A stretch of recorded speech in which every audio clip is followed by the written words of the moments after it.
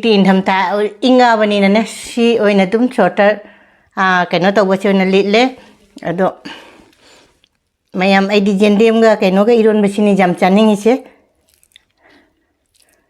ꯑꯗꯨ ꯉꯥ ꯑꯇꯥꯎꯕꯒ ꯌꯦꯟꯗꯦꯝꯒ ꯑꯥꯂꯨꯒ ꯏꯔꯣꯟꯕꯁꯦ ꯃꯌꯥꯝꯗ ꯑꯗꯨꯝ ꯏꯜꯂꯛꯑꯒꯦ ꯁꯦ ꯃꯌꯥꯝ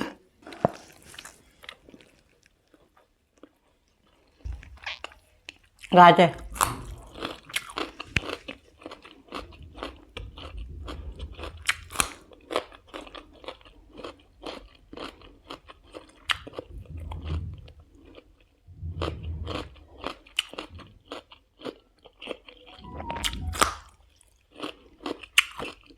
ꯌꯦꯟꯗꯦꯝꯒ ꯑꯥꯂꯨꯒ ꯑꯣꯏꯅ ꯏꯔꯣꯜꯂꯒꯦ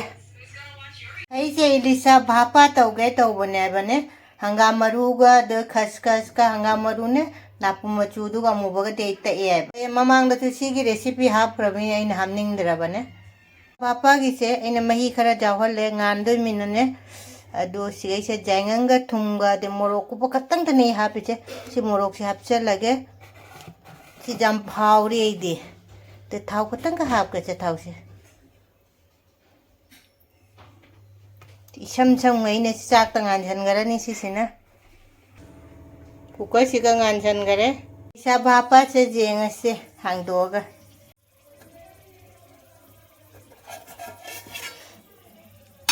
Wow, pajadra mayam. Hawra ni yang si dili sa bapa sa. Loire matak jiga thawi makatang kahap ke. Haina da badi haina ro ebai di jam hawri li sa thaw katang hap ka sa thaw ne. मचू को फजर है हावरा नहीं लिशा भापा से चेंदेम का आलू को foot ले हाय में ही हाय से लिशा भापा से फजर है मैम नत्र ने हावगद माले मैम न हाय स्वाय दे इसा इथों न थागत पाए दो इसा न पी ना चा कोई ना चा रमान से में yang चा ले दे इसा न पी की मैम thongba दो siga kulay maru ka hapati jam hawbani ko mai di ke daw ni nga chadra mi si thongbire mayan tawna kobi alu ko khamen tawna mayan je loisalage padigum thakchalage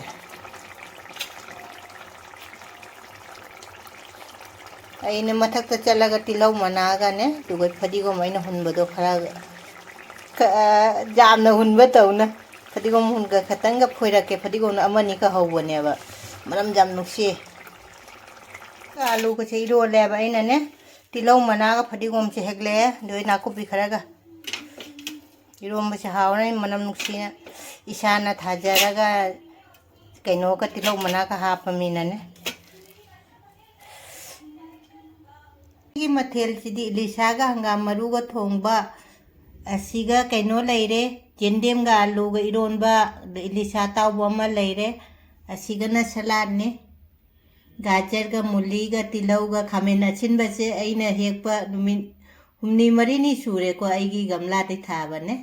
tilau ne asini dang asigi mathel si sitane mayam punama rekhana ikongno na khoramjari aigi video jengbi mami pum punama rekhana hanna na thagachari ngachi su mubang oina dum pore ko mayam akoy makadane kay sembagi tok tak jam tawri ignore tawbiro adu ngasigi mathen jiti mayam na mamang da su ugra punyaba adu sigana lisaga ngamaru ga thongba lisa taw mam leire jendem ga alu ga iron marin khaba sei kawru re mamang da video na kaino tawgibada kona ningchangai bane marin khaba su aina ngaubani ena aduga salatna si leire adu laigi se an khramorage hekta kawre ba laigi se adu mayam ai khut ka di hama labani ko ujikti indhamta inga bani na si oina dum shorter kaino tawba se oina litle adu mayam ai di yendem ga kaino ga iron basini jam chaningi se adu nga atawba ga yendem ga alu ga iron base mayam da dum ilage se mayam इसिंग ग्रहण थकीगे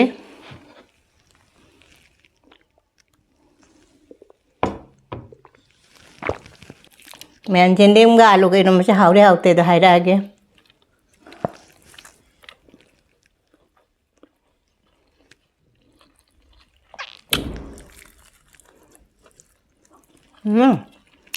好嘞。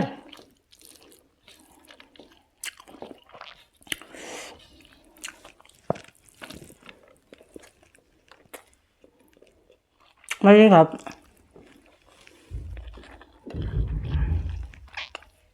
กาเจ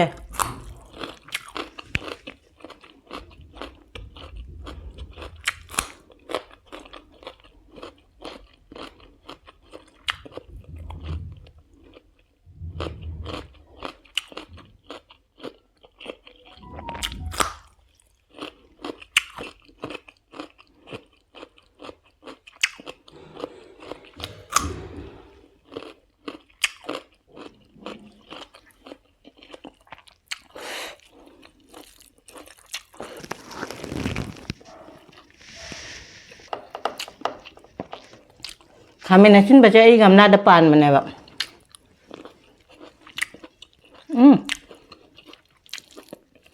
kami nasin baca tummi ne kang dai igam na depan tu mana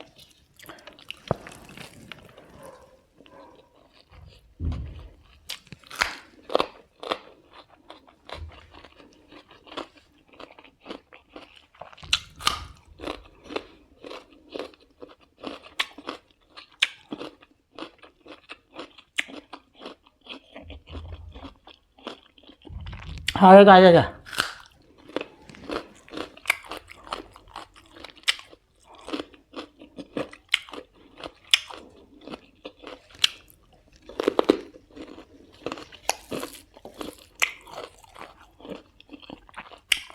Ilang mo jam hỏi si chơi gầm ra đó ấy gầm ra đó cái nó tàu thả ra bên nhà ạ ấy chứ mày làm nó chơi nó video đó hấp là mày làm nó chơi u là bọn nó đâu vậy nó amu cái hai cái gầm ra đó thả ra bên nhà ấy cha nó thả ra cha vậy khá cái nó tàu bên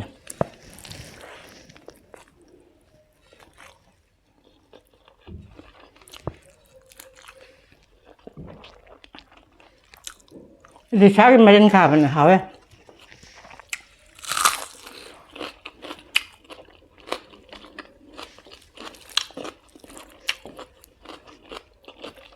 từ lúc giờ nó có thuộc mình rồi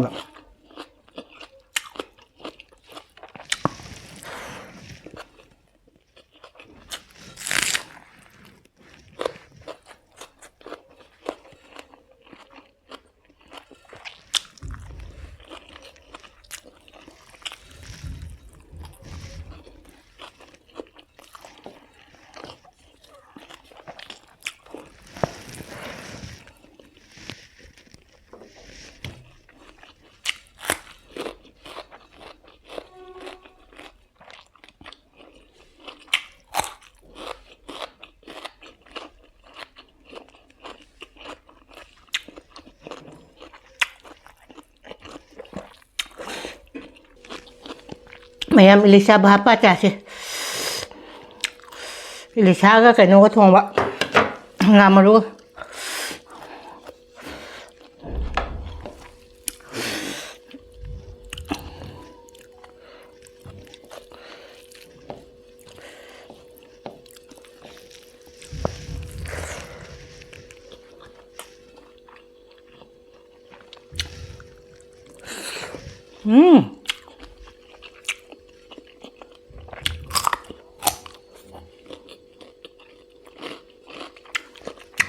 하왜 자강 가면 통무사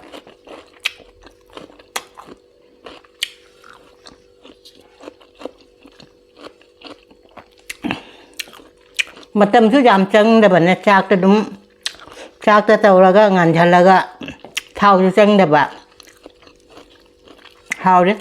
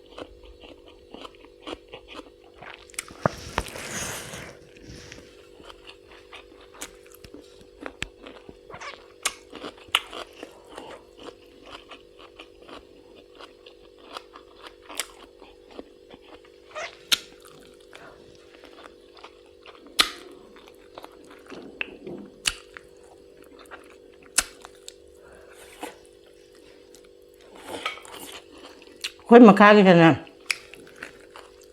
cái nó mà dây nó tốt tạc ăn là tối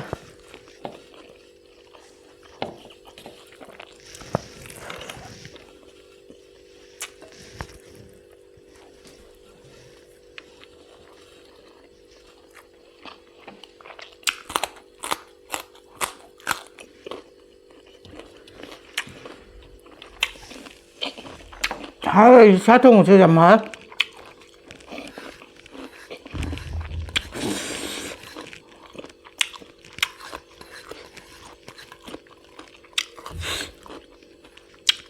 신나라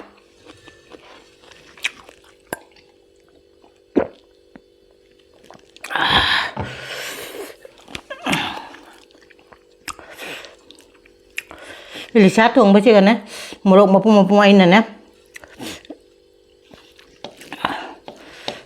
hapa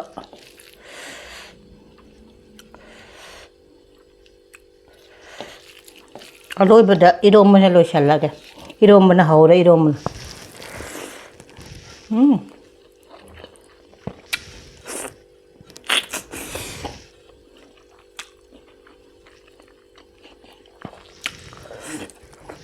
mo atek pa hapa na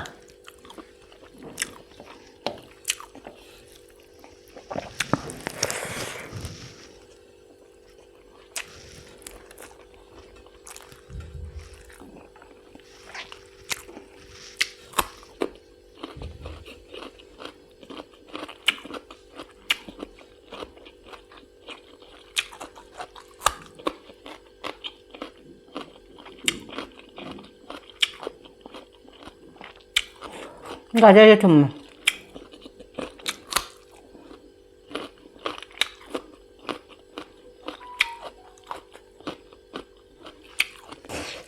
많이 짜버려 이제 많이 일러 짜버려 누가 있대 봐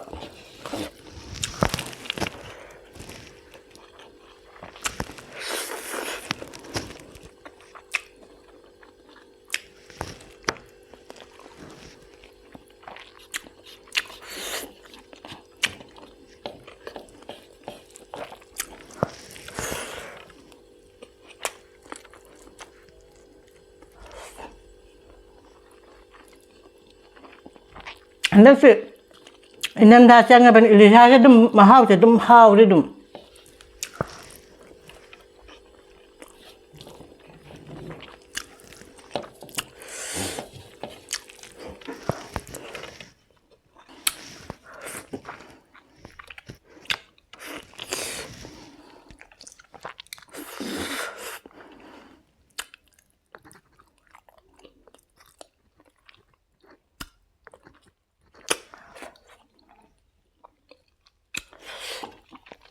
eromba na lo shalaga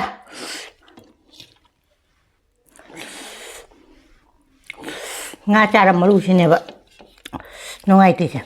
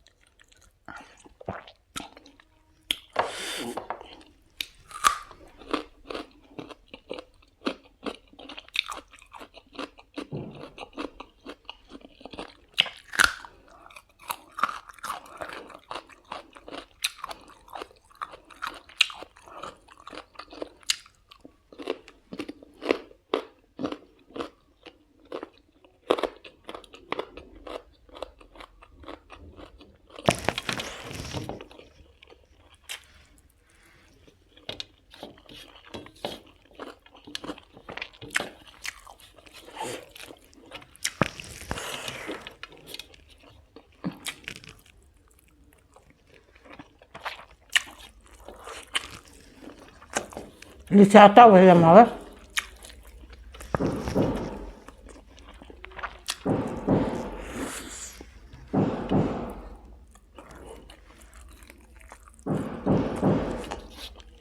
Đúng thế rồi.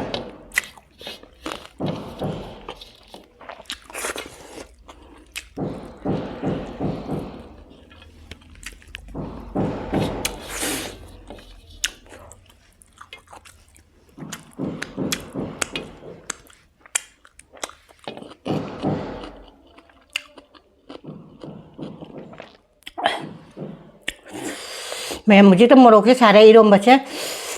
Ma'am eromba खुआउदो कइनोने जेंदेम आलू इरोम्बा सुगम हावब्राने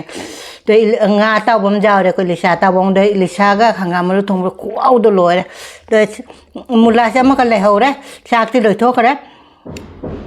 हाउसु Haware ngasi dichka dum thammage mathang mubangana blokna unarasi bloksu sabna loireba bye mathang da unarase